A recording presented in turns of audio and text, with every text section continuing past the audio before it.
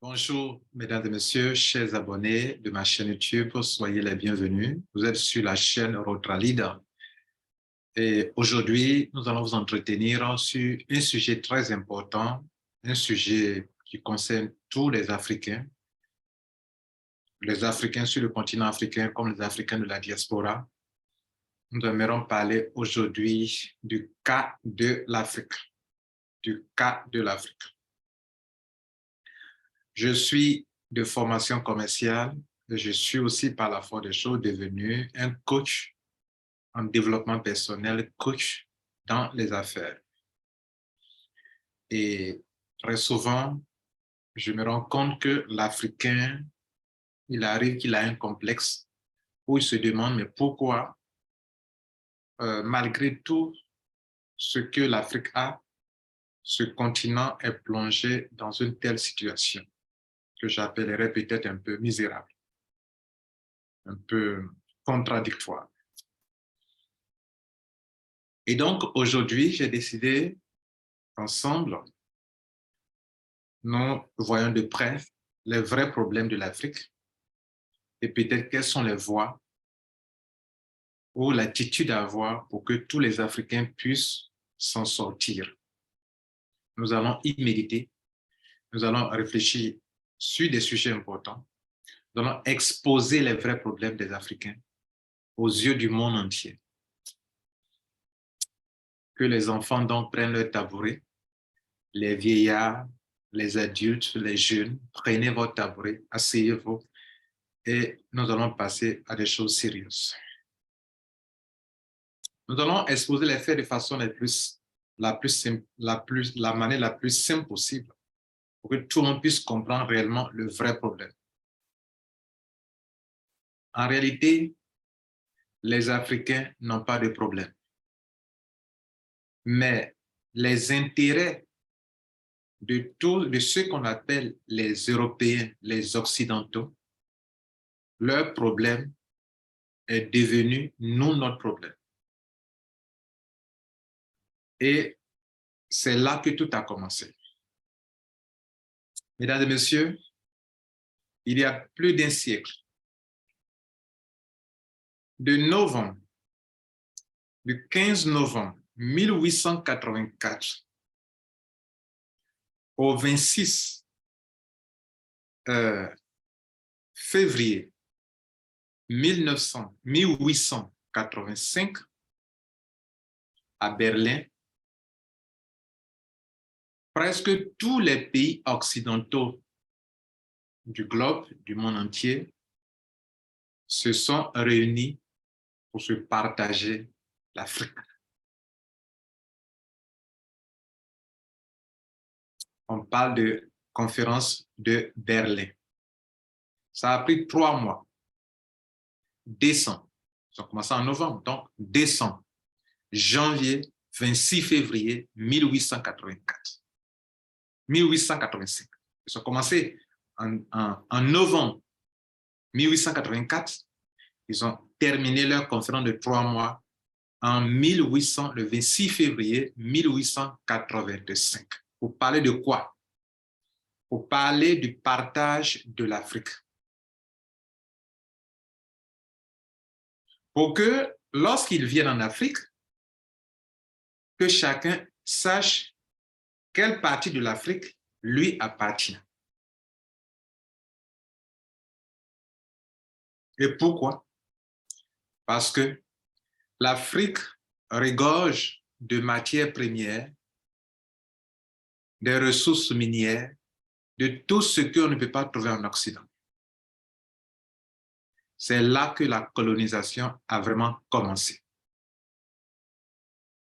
Les frontières que vous voyez aujourd'hui, la frontière entre, par exemple, la Côte d'Ivoire et le Mali, le Sénégal et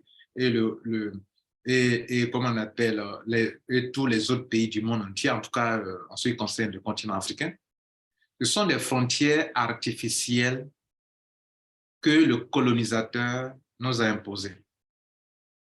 Vous prenez un pays comme la Côte d'Ivoire, vous allez trouver que d'un côté, les xénophobes sont divisés en deux. Il y a un groupe qui se retrouve au Burkina Faso et un groupe se retrouve en Côte d'Ivoire.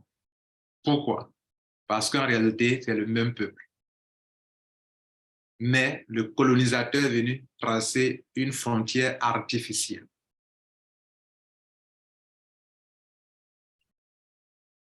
Et pourquoi ils se partagent notre continent? Parce qu'ils ont des problèmes. Ce sont des pays qui ont commencé à s'industrialiser et qui, à un moment, se sont rendus compte qu'ils n'avaient pas de matière première. Mais avant même qu'on en arrive là, ça c'est un élément important que vous sachiez que cette répartition, ce partage de l'Afrique n'a jamais cessé et ne cessera jamais. Et c'est là que je dis, c'est là que notre problème a commencé.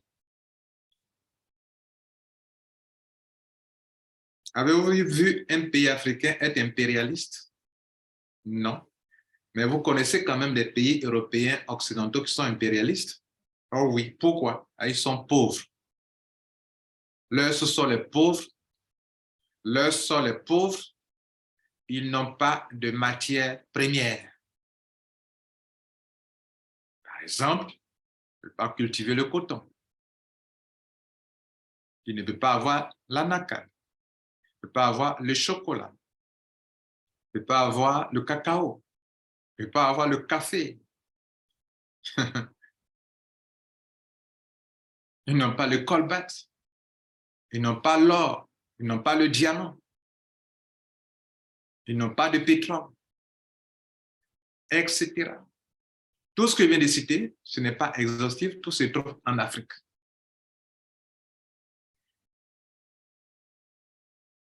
Et donc, quand ils ont laissé de côté la traite négrière, quand ça a commencé à devenir un peu honteux de vendre l'homme, pour eux, eux qui parlent du droit de l'homme, quand ils ont commencé à voir que vendre l'homme, c'est honteux, alors il fallait changer.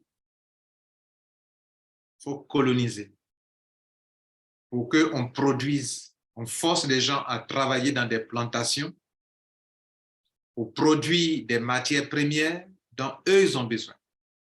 Dans de la traite négrière, on passe à la colonisation, où le colon a besoin d'obliger des populations locales d'Afrique, des pays africains, à travailler pour faire quoi?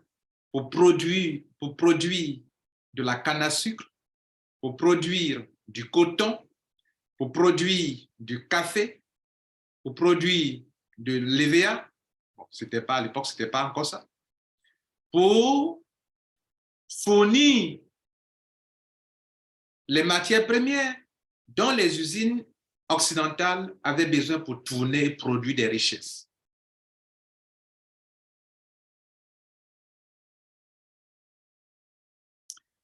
Et donc, cette volonté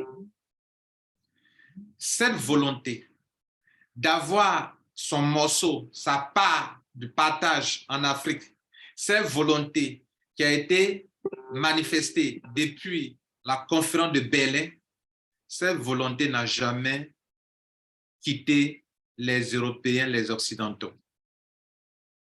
Ils estiment que ça peut changer de nature, mais l'Afrique doit te servir de lieu où on vient s'approvisionner pour faire fonctionner les industries européennes, les pays que vous appelez les pays industrialisés. Donc, les Occidentaux sont convaincus du plus bas âge jusqu'à l'âge adulte, que sans les matières premières africaines, eux ne peuvent pas exister. Avant de continuer sur cette lancée, permettez-moi de vous faire comprendre d'abord ce que l'Afrique a perdu dans cette brutalité qui a commencé depuis la traite négrière et qui continuent jusqu'à aujourd'hui, mais sous d'autres formes qui sont moins brutales, mais en réalité qui gardent leur brutalité sous une autre forme aussi également.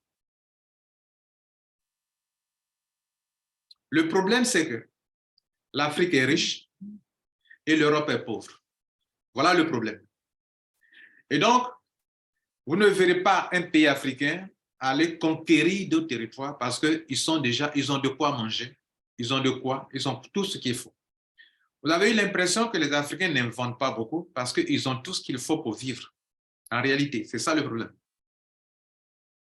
Ils ne cherchent que celui qui croit qu'il manque quelque chose. Celui qui a l'abondance ne cherche pas.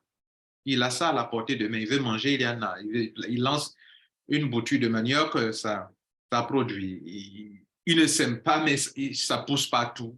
La nourriture, partout. Il y a tout ce qu'il faut.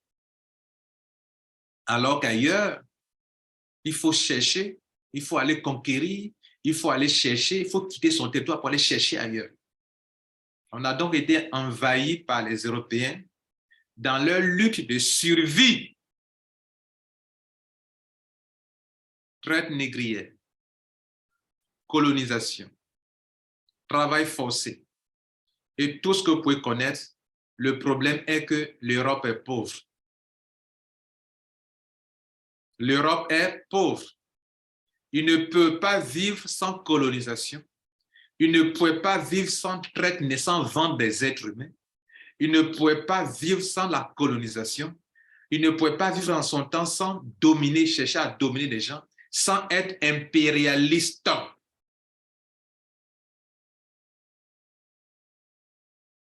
Voilà le problème, leur problème qui est devenu notre problème. L'Afrique est riche et il y a une population qui est sur ce continent. On a besoin de leurs matières premières. Et plus tard, se sont rendus compte que, par exemple, la canne à sucre, on pourrait produire aussi sur d'autres continents, comme le continent américain. Les Amérindiens, les Indiens qui étaient sur le territoire américain, n'avaient pas des bras valides pour pouvoir travailler. Et on a reconnu que les Africains sont solides, plus résistants, plus costauds pour pouvoir travailler sans problème. Puisqu'il faut faire travailler des gens pour produire des matières premières de façon locale pour les usines, pour les industries. On va venir donc en Afrique arracher des bras valides de leur pays, de leur famille, de leurs parents, pour les envoyer hors de leur territoire. Cette volonté des Occidentaux de pouvoir se servir de l'Afrique pour pouvoir vivre a fait perdre à l'Africain les choses les plus importantes. Et par moments, les impérialistes ont voulu que ces choses soient perdues pour les Africains. Et je vais vous les citer. Pour dominer un peuple, il faut lui faire perdre son identité. Sinon, on ne peut pas le dominer. Ça fait un. L'Afrique, les Africains que nous sommes, nous avons perdu notre identité. Identité en tant qu'Africain. C'est la première chose qu'il faut faire perdre à celui qu'on veut dominer. Ça a été le cas de tous les Africains du monde entier. Faire perdre votre identité. La deuxième chose, ce n'est pas par ordre d'importance, hein. La deuxième chose, faire perdre la culture. La culture. Les Africains ont perdu leur culture. Par moment, de façon volontaire, on a arraché certains de vos statues, statuettes, de tout ce qui est votre œuvre, tout ce qu'on peut prendre pour raconter l'histoire des Africains. On a tout ramené ça en Europe. C'est fait volontairement. Il faut briser, il faut détruire votre culture. De ceux qu'on veut dominer. Il faut détruire leur culture. Ceux qu'on peut s'appuyer pour raconter l'histoire, il faut détruire, il faut brûler ou il faut envoyer ça ailleurs. Donc, la perte de votre culture. Troisième chose, la perte de votre langue. Je m'exprime actuellement en français. Si je ne sais pas m'exprimer dans ma langue locale, c'est une perte importante. Et c'est le cas de beaucoup d'Africains. Vous ne savez plus parler vos langues maternelles, vos langues locales. À l'époque, lorsqu'on faisait l'erreur de parler notre langue locale à l'école, on nous mettait quelque chose au cours pour se moquer de nous parce qu'on a osé parler notre langue maternelle à l'école. Mais le français que je parle, c'est une langue maternelle d'un autre pays, d'un autre peuple, n'est-ce pas? Mais on est autorisé à parler, mais on ne doit pas parler sa langue à l'école. Vers la fin, je vous dirai, si je me rappelle, comment cette langue, on peut l'utiliser ou tout ce qu'on a été obligé d'apprendre, comment on peut s'en servir pour reprendre notre position initiale. On a perdu la langue. Et c'est fait volontairement. Perdre votre langue. Perdre vos traditions, vos coutumes, les us et coutumes. Les perdre, c'est perdre aussi votre identité. C'est perdre toute votre histoire. On perd l'histoire. Lorsque votre grand-papa, votre papa qui peut vous raconter l'histoire de ce qui s'est passé, on le déporte aux États-Unis. On l'envoie en Europe. On l'envoie dans des bateaux. Qui va vous raconter votre histoire? Qui vous racontera votre histoire? Lorsque pour un pays, on le dépossède de tous ses bras valides, parce que quoi, ils sont très valides pour travailler dans des champs aux États-Unis. Qui va construire le pays? Qui va construire? Quels sont ceux, les enfants qui sont restés, qu'est-ce qu'ils peuvent faire? Quelle histoire ils peuvent raconter pour pouvoir garder l'histoire et raconter de père à fils, de père à fils jusqu'à sur de longues générations. Faire perdre l'histoire. Donc, si vous perdez votre identité, votre culture, votre langue, vos traditions, vos coutumes, votre histoire, vous n'êtes plus un homme.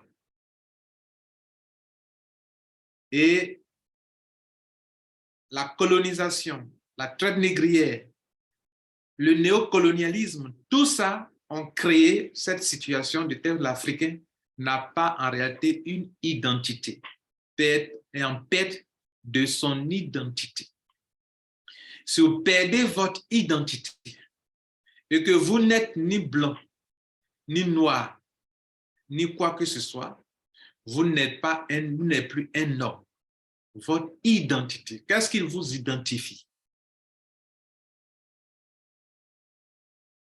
Ce qui peut vous identifier, c'est votre histoire, ce sont vos traditions, ce sont vos coutumes, c'est votre langue, c'est votre culture. C'est tout ça qui fait de vous un Africain. Les avez-vous? Totalement? Non. Mesdames et messieurs, c'est triste, n'est-ce pas? Et pourquoi? Parce que ailleurs, des gens avaient faim, des gens étaient dans le besoin et il fallait donc venir en Afrique pour avoir ce dont ils ont besoin. Ils sont venus avec des armes, ils ne sont pas venus comme des enfants de cœur. Nos parents n'étaient pas aussi lâches, nos aïeux n'étaient pas aussi lâches. Non, ils sont venus avec des armes, ils sont venus en guerre, ils sont venus pour une survie. Et cette guerre de survie n'a pas changé, ça a changé de nature. Mais cette volonté manifeste des Occidentaux de venir en Afrique pour survivre et faire vivre leur peuple, ça n'a pas changé. Peut-être on aurait été à leur place, c'est ce qu'on aurait dû faire. Est-ce que vous comprenez? Vous comprenez ça? Ils sont dans une lutte de survie et ils sont obligés d'être impérialistes, de dominer, de détruire. Pas que ça soit une bonne chose, non. Mais c'est ça le fait dans notre monde, sur notre continent africain, depuis plus d'un siècle, ou bien plus de 2 siècles.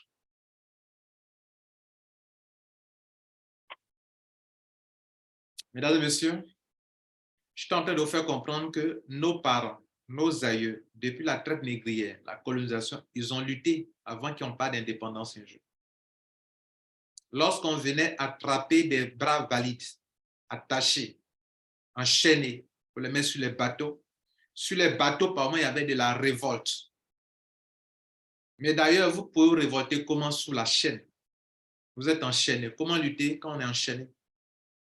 Comment lutter quand vous vous retrouvez dans un bateau où vous ne parlez pas la même langue? En Afrique, il y a plusieurs ethnies. On vous prend là, on prend un Ivoirien, on prend des Ivoiriens, on prend des Sénégalais, on prend des Maliens, on prend des Camerounais, on prend ceci et on vous met ensemble. Comment vous pouvez lutter quand vous ne parlez pas la langue? Comment pouvez-vous révolter quand vous ne parlez pas la même langue? Comment pouvez-vous vous organiser quand vous ne parlez pas la même langue? Comment vous pouvez lutter quand vous avez été enchaîné? Comment vous pouvez lutter quand des gens vous surprennent avec des armes et qui tirent sur vous? L'Africain, en Afrique, dans certains royaumes, quand un roi meurt, les sacrifices humains, ça existe. Mais ce que la traite négrière a fait, ce que la colonisation a créé comme mort, on ne peut pas dénombrer. C'est on ne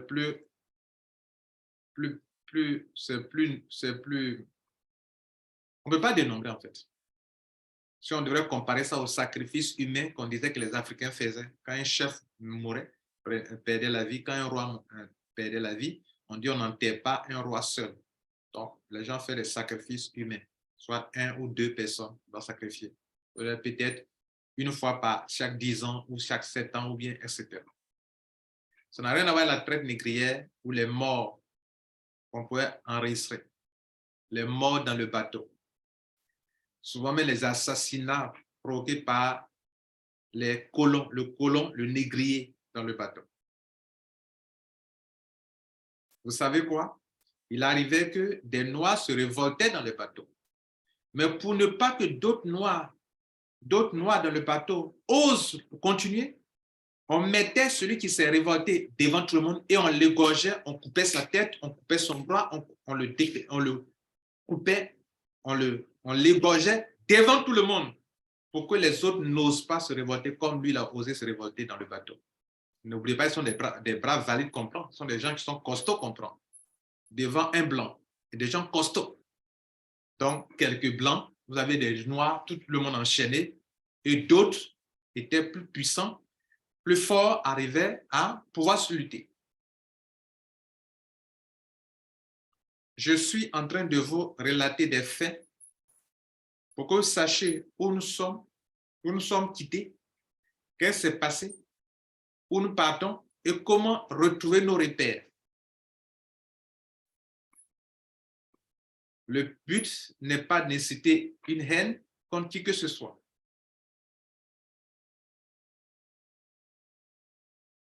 Donc, il y a une prise de conscience de lutter pour sa liberté, même pendant la traite négrière.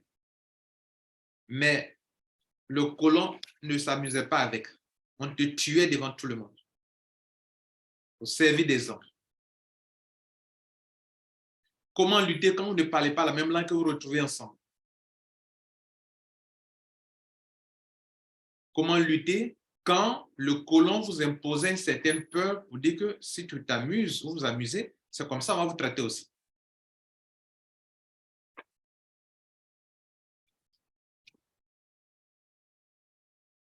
Plus tard est venue la période des indépendances. Et, excusez-moi, durant la période des indépendances, beaucoup de chefs d'État à l'époque se sont rendus compte que ce n'était pas une vraie indépendance. Évidemment, jusqu'à ce jour. OK? Jusqu'à ce jour. Mais quand qu'est-ce qui arrive à qu'est-ce qui est arrivé à tous nos nationalistes? Prenons la période depuis l'indépendance, les indépendances, dans les années 58, 1958, pour la plupart des pays africains, 1958 jusqu'à 1960, qui ont eu leur pseudo d'indépendance. Prenons cette période jusqu'aujourd'hui et faisons encore des constats. Les constats que je vais faire, c'est pour faire comprendre que les Occidentaux n'ont jamais abandonné leur pensée, leur idée impérialiste de se servir de l'Afrique comme le lieu qu'il leur faut pour construire leur pays, pour industrialiser leur pays et pour pouvoir vivre et survivre. Depuis Berlin, depuis 1884 qu'ils se sont partagés l'Afrique, ils n'ont jamais abandonné cette idée jusqu'aujourd'hui. Peut-être que vous, nous les Africains, nous avons cru que l'indépendance, la traite négrière, ils ont abandonné. Ils ont transformé ça en colonisation. La colonisation, on dit, il y a de l'indépendance. Ils ont transformé ça en néocolonialisme. Ça encore, ils ont transformé ça en autre chose. Jusqu'à aujourd'hui, ça ne s'est jamais arrêté. Ça change de forme. Ça reste toujours agressif, mais sous une autre forme, un peu plus fine, un peu plus voilée. Jusqu'à aujourd'hui. Prenons depuis les périodes de l'indépendance. Le pays de Sékou Touré, qui a osé dire non au référendum en 1958, qui veut avoir son indépendance maintenant, là, Ikenik. Comment Sékou Touré a été traité? Vous connaissez l'histoire. Son pays a eu tous les problèmes jusqu'à aujourd'hui. Autre chose. Prenons tous les nationalistes qui ont voulu montrer qu'ils sont maintenant indépendants et qu'ils doivent gérer leur pays avec toute l'indépendance, toute la totalité, de façon indépendante, de façon libre. Et que le colon ne doit plus s'immiscer, ils doivent être vraiment indépendants. Tous les révolutionnaires, tous ceux qui ont voulu révolutionner l'Afrique, tous ceux qui ont été des gens, des chefs d'État qui aiment leur peuple, qui veulent construire, qui veulent révolutionner le continent, les Africains, leur population, leur pays, qui veulent construire, libérer leur population de la pauvreté, de la misère. Qu'est-ce qui s'est passé? Tous les nationalistes ont eu des problèmes.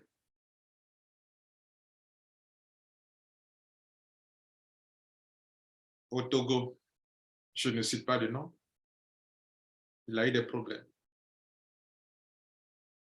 Au Congo, Lumumba, il a eu des problèmes, assassiné. Au Burkina Faso, nationaliste, révolutionnaire, Thomas Sankara, assassiné. Récemment, Kadhafi, quel était son problème? De créer une monnaie unique adossée à l'or pour les Africains. Créer l'État, les États-Unis d'Afrique avec une monnaie commune pour tous les Africains. Le constat, tous les nationalistes, tous les révolutionnaires, qui sont les héros, qui devraient être les héros, on les assassine. En tout cas, on les fait disparaître. En tout cas, on les fait créer tous les problèmes. Un constat. Vous le savez. Pourquoi? Point d'interrogation. Pourquoi tous les révolutionnaires africains sont assassinés? Pourquoi tous les nationalistes africains sont assassinés? Pourquoi? Autre chose. Lorsque vous avez un génie africain, un génie, quelqu'un qui est hyper intelligent, très intelligent, Qu'est-ce qui arrive? On le fait partir à l'étranger ou on vient l'enlever pour aller à l'étranger. Il obtient tout de suite une bourse, il quitte l'Afrique. Pourquoi? Il ne faudrait pas qu'il invente en Afrique. S'il invente, mais tout est OK. Il va inventer des machines. Vous pourrez transformer vos matières premières. Mais si vous pouvez transformer vos matières premières, est-ce que vous allez les expédier? Non. Si vous ne les expédiez pas, il y a un problème. Si tu es un génie, que tu es têtu et que tu ne veux pas partir, on va t'empoisonner. C'est aussi un fait.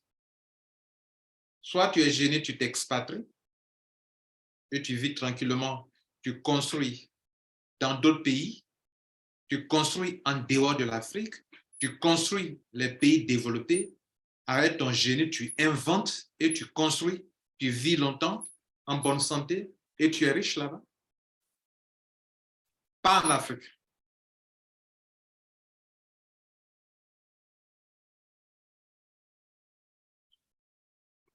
Si tu es un génie et que tu veux t'entêter, rester ici, inventer, tu risques de te faire empoisonner. Par qui? Je n'en sais rien. Qui assassine nos nationalistes? Je n'en sais rien non plus.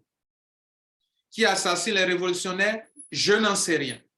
L'essentiel, je sais que des révolutionnaires qui peuvent réveiller l'Afrique, qui peuvent lutter pour l'intérêt de l'Afrique, on les assassine. Ce que je sais, ceux qui sont de grands génies, soit on les fait partir, on leur donne une bourse pour quitter l'Afrique, ou bien on les empoisonne. C'est ce que je sais. Et c'est ce que je vous dis. Et c'est ce qui est la vérité que vous savez d'ailleurs. Qui le fait? Je n'en sais rien.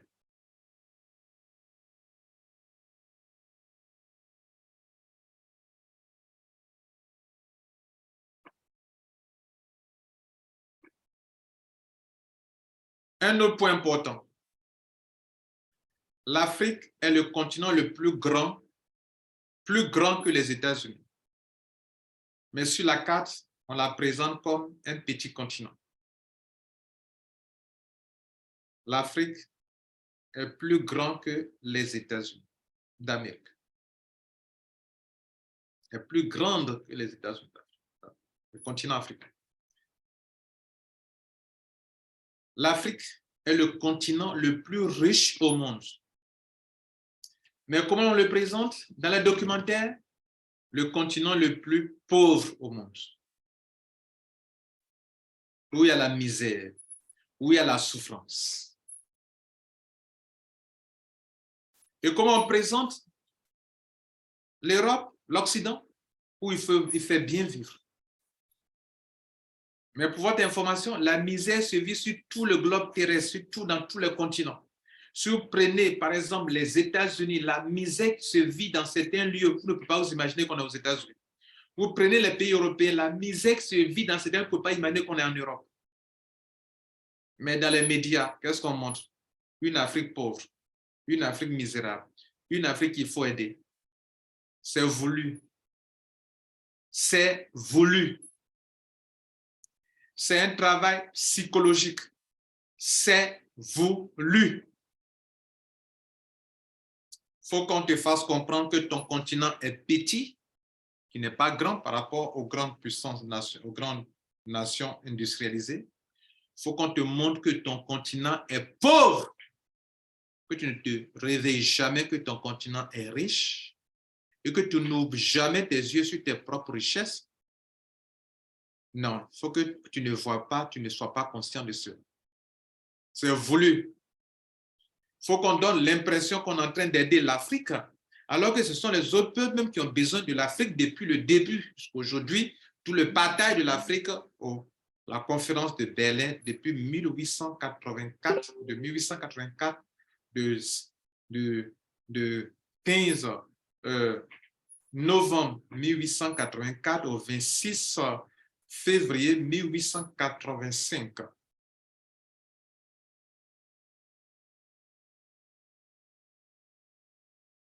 Présenté comme si c'est un petit continent. C'est le continent on peut déposer les États-Unis en Afrique et puis il y a de la place encore. On peut déposer la France, toute la France dans l'Afrique, il y a place encore. On peut déposer l'Europe dans l'Afrique, et puis il y a de la place encore. On peut prendre toute l'Europe, on peut déposer dans l'Afrique, il y a encore de la place.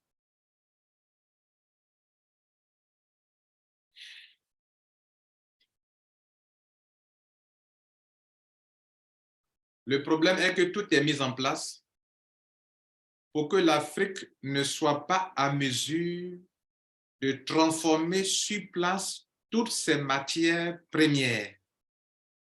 Voilà la vérité que tous les enfants, toute la jeunesse, tout le monde doit savoir, ou le sait, mais ne le dit pas.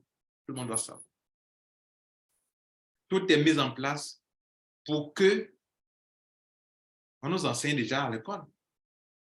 Nos professeurs nous ont enseigné que le problème de l'Afrique, c'est la transformation des matières premières. Est-ce qu'il y a eu manque d'intelligence? Non. Est-ce qu'il y a eu un manque de génie? Non plus. Inventer des machines industrielles, les Africains ne veulent pas réfléchir pour créer, ce n'est pas vrai. Les Africains peuvent bien le faire. Mais si l'Afrique y arrive, tous les pays industrialisés qui ont besoin de matières premières, comment pourront-ils s'approvisionner en Afrique si l'Afrique devient capable de transformer sur place ces matières premières? Comment vont-ils faire? Autre question que je vais poser. Moi, je suis fils de planteur.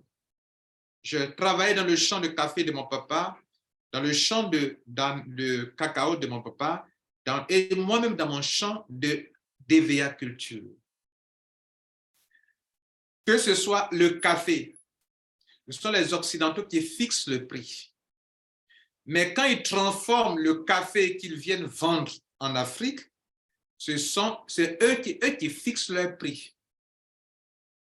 C'est leur produit. C'est eux qui ont transformé et ils ont le droit de fixer le prix. Mais quand nous, on vend le café, quand nous, on vend le cacao, quand nous, on vend l'anacate, quand nous, on vend les VA, ce sont les Occidentaux qui fixent le prix. S'ils n'ont pas encore fixé le prix, dans nos pays, on ne donne pas le prix. Il faut que depuis Bretton Woods, là-bas, on fixe le prix du café, du cacao. Quelque chose que nous produisons, c'est quelqu'un, l'acheteur, qui fixe le prix. Pourtant, quand le même acheteur prend le cacao pour le transformer en chocolat, c'est lui, le vendeur, qui fixe son prix. Mais ici, nous qui sommes le producteur, celui qui a créé sa chose, ce n'est pas lui qui fixe le prix. Et pourquoi? Pourquoi cela? Cela passe comme si c'était normal. Celui qui a créé son portable, c'est lui qui fixe le prix de son portable. J'ai créé mon cacao, c'est moi qui dois fixer le prix de mon cacao. J'ai dépensé quoi pour produire? J'ai payé les employés, j'ai dépensé de l'engrais, j'ai dépensé pour acheter des engrais, j'ai dépensé des heures de travail. Donc, mon kilogramme doit être ceci. Cette année, j'ai beaucoup produit ou je n'ai pas beaucoup produit par rapport à ça, par rapport à la dépense, le prix. Le champ, la plantation, la portion, la terre, le terrain m'a coûté tel million et j'ai entretenu mon champ durant 7 ans pour l'ANACA, pour l'EVA. Et donc, quand je fais le point par kilogramme, voilà ce que je peux fixer comme prix. C'est ce qui se passe dans les pays africains? Non. Et pourquoi? Je n'en sais rien. Et pourquoi on accepte? Je n'en sais rien non plus.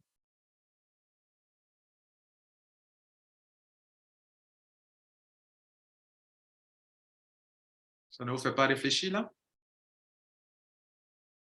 Pourquoi le même cacao, les Occidentaux prennent, ils s'en vont transformer, ils viennent et ils augmentent le prix, ils fixent le prix. Mais le cacao que moi je produis, je ne peux pas fixer mon prix. Pourquoi? Pourquoi? Je ne peux pas le savoir. On ne nous a jamais dit et on ne nous dira jamais ça. Est-ce que les Africains ne sont pas assez intelligents pour transformer le café, le cacao, l'anacarde, l'EVA, le latex? Si, ils sont assez intelligents, ils sont très intelligents. Ils sont où? Ils sont en Occident. Pourquoi? C'est là-bas ils doivent être. Ils ne doivent pas être ici pour inventer. Et s'il est assez intelligent qu'il reste ici, on doit l'empoisonner. Pourquoi? Je n'en sais rien.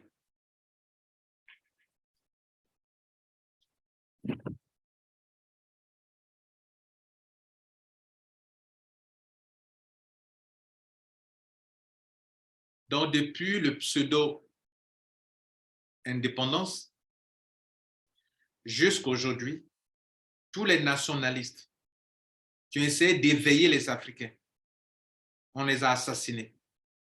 On leur a créé tous les problèmes jusqu'à aujourd'hui.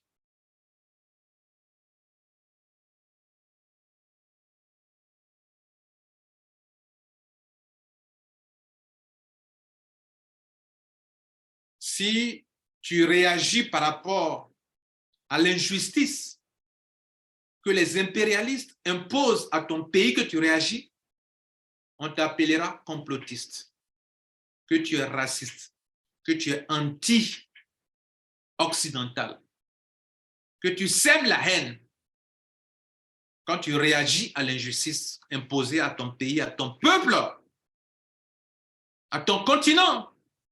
On dirait que tu es complotiste, que tu es anti quelque chose.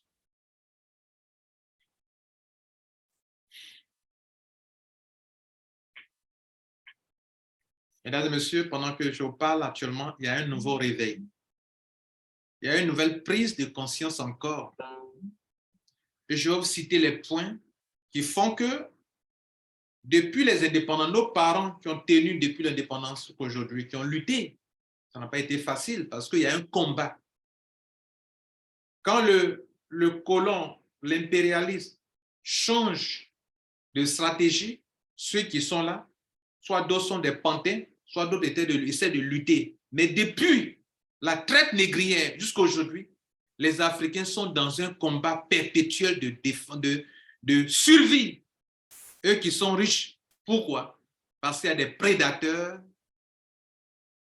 qui vont se servir d'eux toujours comme des colonisés. Et je vais vous expliquer. Selon vous, lorsque, dans les premières heures où la colonisation a commencé en Afrique, c'était un peu plus brutal, non? Mais est-ce que vous savez que cette colonisation continue aujourd'hui? Quand moi, je vais au champ, chez mes parents, planteurs, et qu'ils sont passés toute l'année à travailler, et que pour le produit de leur champ, les prix sont vraiment minables, et qu'ils se rendent compte qu'il a tout fait et qu'il n'a rien eu, alors qu'il a livré des grandes tonnes de café, d'anacarde, d'EVA, de cacao, qu'il a livré tout ça, mais qu'en fin de compte, il n'a rien eu, alors que ceux qui les ont achetés et qui vont les transformer en Europe se deviendront de plus en plus riches que celui qui a produit. C'est une forme d'esclavage et de colonisation. Celui qui travaille le plus, ce n'est pas lui qui devient riche, c'est celui qui travaille le moins qui est riche. C'est une autre forme de travail forcé, de colonisation des pays, des populations africaines. Et en plus, ce n'est pas eux qui fixent le prix. C'est une forme de colonisation, de domination, qui ne dit pas son nom. Je suis en train de vous dire qu'il y a une nouvelle prise de conscience. Et je vais vous citer les points importants. Il y a une nouvelle prise de conscience dans ces 5-10 dernières années dans lesquelles nous sommes. Si vous voulez, depuis 90 jusqu'à aujourd'hui, il y a une nouvelle prise de conscience qui ne fait qu'évoluer.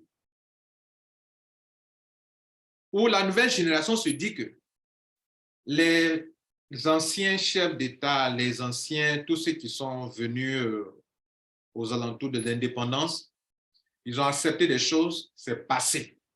Et que ceux qui sont là maintenant n'accepteront plus ce qu'eux ont accepté dans le passé. C'est une nouvelle prise de conscience que si vous observez bien la géopolitique mondiale du continent, si vous voulez, tout est déjà là. Et pourquoi?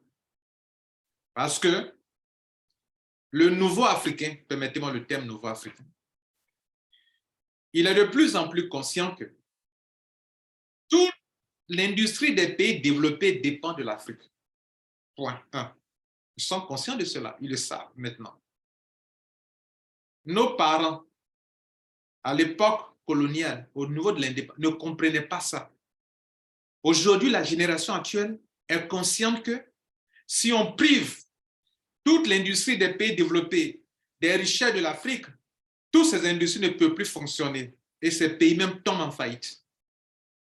Si je peux me permettre de dire qu'un pays peut tomber en faillite, oui, le pays tombera en faillite comme une entreprise. Les industries ne pourront pas fonctionner. Ça fait 1. 2. Ils veulent toujours, avoir des chefs d'État qui sont à leur solde. Ça aussi, c'est une peur pour eux. Parce que s'ils n'ont pas de chefs d'État qui sont à leur solde, qui leur obéissent, ça devient compliqué. Donc, cette peur que les Africains ont conscience, ils ont conscience que les Occidentaux, quel que soit le type de pays qui veulent utiliser l'Afrique, ils sont conscients que là-bas, ils ont peur de perdre leur hégémonie sur des pays africains. Cette peur, les Africains de cette génération actuelle en sont conscients.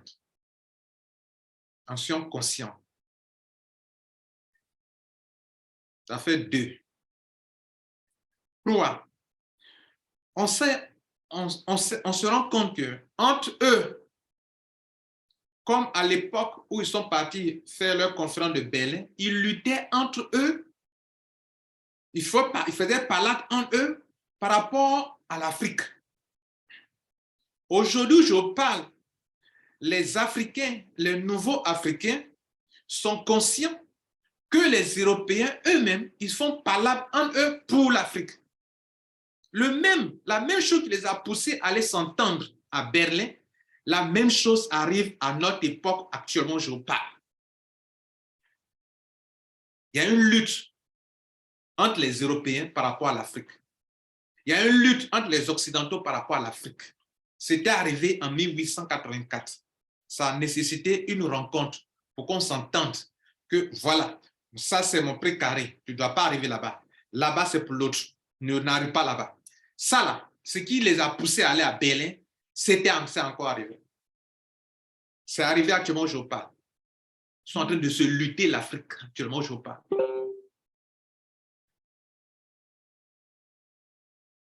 Et cette fois-ci, ça se passe entre les grandes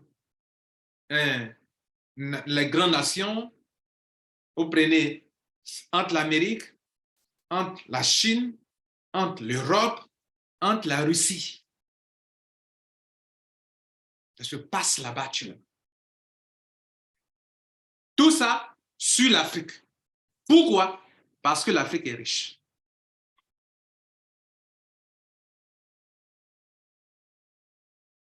Donc l'Afrique est pauvre parce qu'il est riche, parce qu'elle est riche. L'Afrique est pauvre parce qu'elle est riche. Comprenez ça? L'Afrique est pauvre, l'Afrique a des problèmes parce que l'Afrique est riche. Donc, les Africains, vous devrez être conscients, et nous sommes conscients actuellement, qu'il y a une lutte de géopolitique entre eux-mêmes, les Occidentaux, pour conquérir l'Afrique de nouveau, pour dominer l'Afrique, pour garder ses positions en Afrique, actuellement où je vous parle.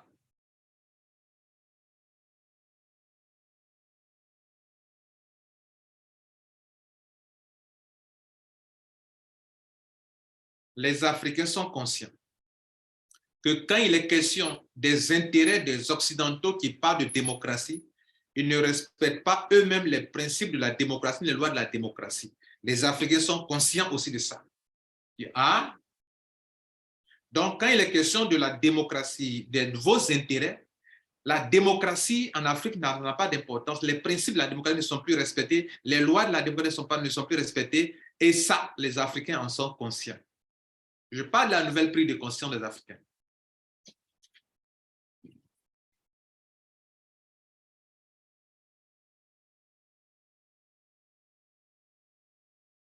On sait aussi que les Occidentaux, l'Occident devient un continent vieillissant, alors que les études montrent que la démographie, il y a une croissance de population en Afrique et que l'Afrique devient le continent le plus jeune, le plus puissant, le plus robuste. Ça fait peur aussi également.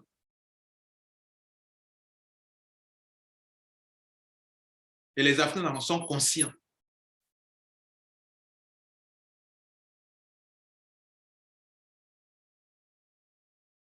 Les Africains se rendent compte que, même ceux qui ont été en Occident, qui sont expatriés, se rendent compte que, les gens de la diaspora se rendent compte que, en réalité, l'Europe, les Occidentaux ne sont pas aussi riches qu'ils le prétendent être. Cette prise de conscience fait que les Africains commencent à devenir fiers d'être Africains et veulent aller retrouver maintenant leur identité. Identité qui a été détruite volontairement. Et ce ne sera pas chose facile de retrouver votre identité. Retour à la racine.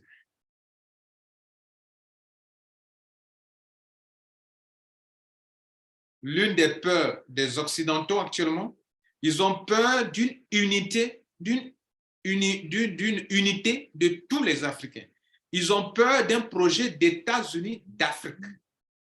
Ils ont peur d'une monnaie commune utilisée par tous les Africains. Ils ont peur qu'on parle un jour d'États-Unis d'Afrique. Ils ont peur qu'on parle d'une monnaie commune de tous les Africains. De la même manière qu'ils ne veulent pas ils ne souhaitent pas, ils ne voudront jamais que l'Afrique s'industrialise, mais on fait semblant d'aider alors qu'on vous endette par des fonds. L'aide africaine, ce sont des dettes qu'on vous donne, ce sont des dettes. Ce n'est pas une aide, ce sont des dettes. Et donc, on n'aide pas, on vous endette. En plus, personne ne veut l'industrialisation de l'Afrique. Non, aucune nation impérialiste ne veut ça pour l'Afrique. Si vous êtes industrialisé, comment vous allez vous exporter? Vous allez transformer pour vendre cher à l'extérieur. Vous transformez vos cacao, créez du chocolat, vous vendez. Vous transformez votre café, vous vendez. Vous transformez votre arcade, vous vendez. Vous transformez votre EVA en produit fini, vous vendez un produit fini. Et non pas en produit en matière, produit brut, non. Vous vendez un produit fini. Il n'y a rien à transformer encore. C'est-à-dire transformer, on peut vendre. Ils ont peur d'une monnaie commune africaine. Ils ont peur des États-Unis d'Afrique.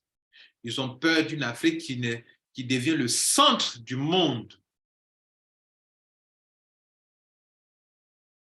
Ils ont peur d'une Afrique qui retrouve son histoire, qui retrouve sa culture, qui retrouve ses traditions, qui retrouve ses coutumes, qui retrouve ses valeurs, qui retrouve ses traditions.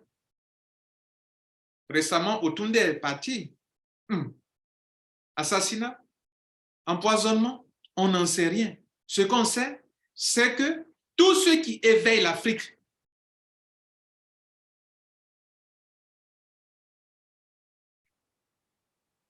ils meurent bizarrement.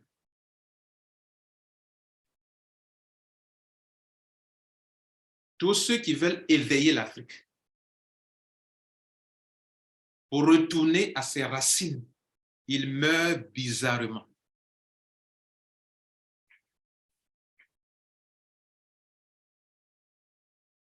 Donc, ce qui fait peur à l'Occident, c'est ce que vous devrez être pour pouvoir sortir de la domination.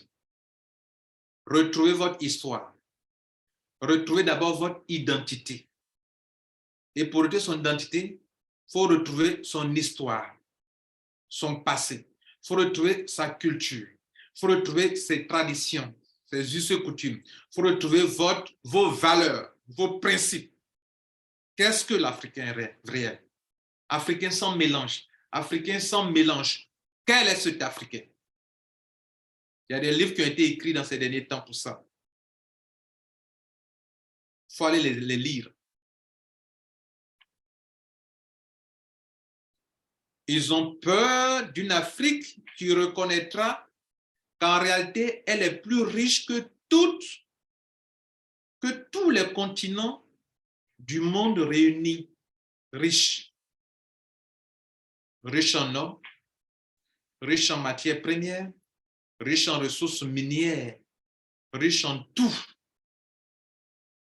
Sol, sous-sol, ressources minières, tout. Tout. Et riche en sagesse. Riche en sagesse. Mesdames et messieurs, je n'ai pas voulu faire une longue vidéo, mais j'ai voulu vous ouvrir les yeux sur des faits réels, où nous sommes quittés et où nous en sommes. Là où nous sommes arrivés, tout Africain qui vient d'écouter ça doit chercher ses repères. Retrouvons nos traditions. Retrouvons nos coutumes. Tout n'est pas bon dans nos traditions. Tout n'est pas beau dans nos traditions. Éliminons tout ce qui est mauvais. Ils nous ont imposé leur culture. Prenons de leur culture tout ce qui est bien. Par exemple, je parle la langue française aujourd'hui, n'est-ce pas? Mais ça a été imposé. Le colon, il impose sa langue. Pour qu'on parle la langue, que le colonisé s'exprime, qu'il lui comprenne le colonisé pour échanger avec lui. Donc, mais cette langue que je parle me sert pour pouvoir développer l'Afrique. Je parle ma langue maternelle. Je dois savoir parler ma langue maternelle. Je parle l'anglais. Et je parle dans ma langue. Ça fait 3 langues que je peux parler. Parler ma langue maternelle, parler leur langue, 2 langues anglaise, la langue française, anglaise, et parler ma langue maternelle, ça fait 3 points de plus que j'ai que eux-mêmes ils n'ont pas. Eux, ils parlent leur langue, ils ne parlent pas ma langue. Eux, ils parlent leur langue, ils ne parlent pas le français ou bien ils ne parlent pas l'anglais. Je ne peux pas parler les deux à la fois.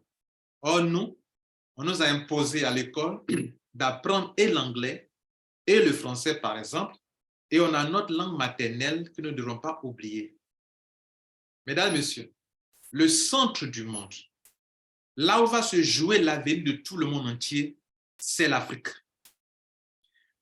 Et actuellement, tout ce qui se passe dans la géopolitique mondiale, les palabres que les gens se font depuis février jusqu'à aujourd'hui, en fait, le vrai palabre, c'est le fait qu'une nation veut libérer les Africains, alors que les Africains, le continent africain a été vu comme la chasse gardée de certains continents, de certaines nations, et toi, tu veux les libérer, nous, on ne peut pas te laisser.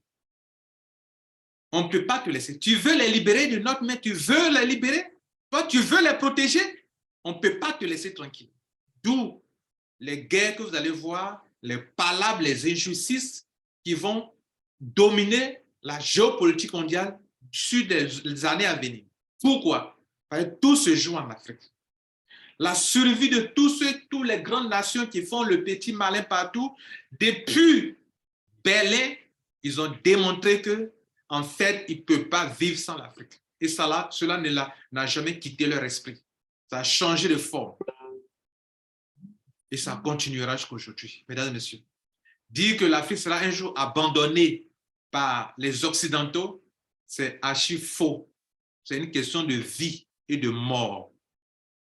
C'est une question de vie et de mort pour leur peuple, pour leur population, pour leur nation, pour leurs industries. Ils ne pourront jamais lâcher l'Afrique.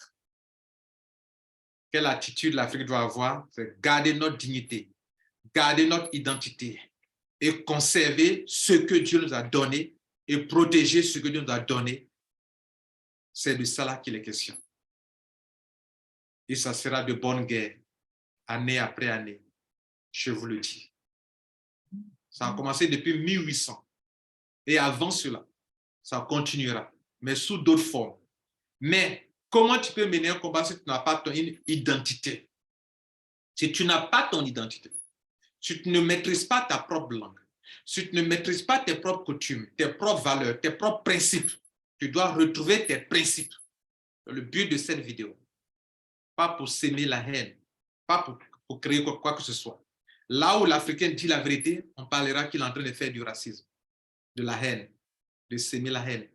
J'ai été ici pour dire à mes frères africains que parce que les autres nations sont pauvres, leurs sous-sols est pauvre, qu'elles n'ont pas ce qu'il leur faut pour leurs industries, l'Afrique a été le seul lieu qui leur a permis de s'évoluer, d'évoluer, de s'industrialiser jusqu'à aujourd'hui. Et qui ne peut pas, elles ne peuvent pas continuer leur industrialisation sans l'Afrique et elles ne lâcheront jamais l'Afrique. Et pour faire ça, ils ont utilisé les méthodes les plus violentes depuis le début jusqu'à aujourd'hui. Seulement que ça change de forme au fur et à mesure. Et il revient à l'Africain de savoir ce qu'on lui a fait perdre depuis le début, telle que son identité, son histoire, sa culture, sa tradition, ses valeurs, qui font qu'elle doit d'abord garder ça d'abord, avant de continuer de lutter pour résister jusqu'au bout, parce que la lutte continuera année après année, des siècles et des siècles. C'est une question de survie pour des milliards de gens d'autres continents qui n'ont pas de quoi vivre et que l'Afrique devient pour eux comme tout ce qu'il faut. Tout leur développement, leur industrialisation a besoin de l'Afrique. Sans ça, ils ne peuvent pas. Leur industrialisation a besoin même du cerveau africain, des bras valides africains. Et c'est de ça qu'il est question. Je crois que vous avez compris l'essentiel.